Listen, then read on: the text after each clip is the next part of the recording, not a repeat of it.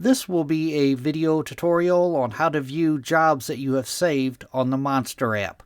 I will be using an iPhone for this, but the steps should be very similar on other devices. Let me jump over to my phone here. Okay, I have my phone open now and I am on the Monster app.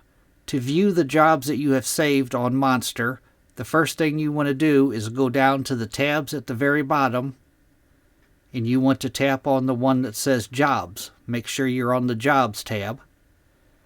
Then at the very top of the screen, you want to tap on the heart. And then from here, you could scroll down and view the jobs that you have saved on Monster. If the jobs are still available, you will see the Apply button there. You can hit the Apply button, and you can apply for the job. If the job is not available, let me scroll down a little bit.